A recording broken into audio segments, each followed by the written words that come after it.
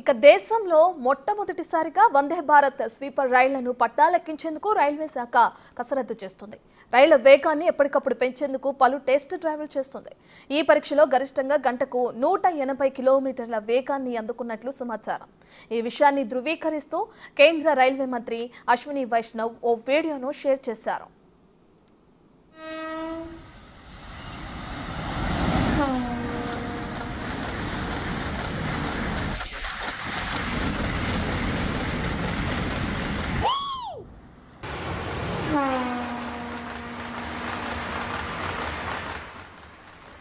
ఈ వీడియోలో వందే భారత్ స్లీపర్ రైలు గంటకు 180 కిలోమీటర్ల వేగంతో దూసుకెళ్తుంది.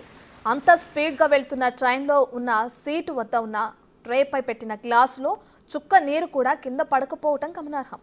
ఇక ప్రస్తుతం ఇందుకు సంబంధించిన వీడియో వైరల్గా మారింది. కేంద్ర మంత్రి అశ్విని వైష్ణవ్ సూచనలతో రాజస్థాన్ కోటా రైల్వే డివిజన్లో ఈ పరీక్షను నిర్వహించారు.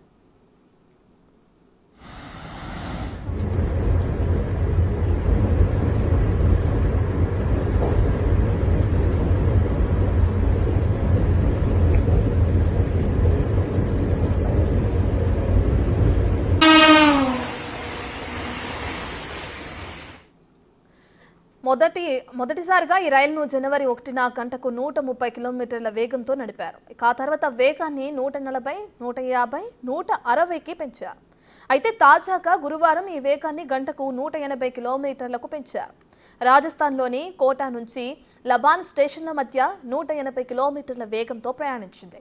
ఇక వచ్చే నెలలోనూ ఈ ట్రయల్ రన్స్ కొనసాగుతాయని అధికారులు వెల్లడించారు. మరికొన్ని నెలల్లోనే ఈ వందే భారత్ రైళ్లను పట్టాలెక్కించే అవకాశాలున్నాయి.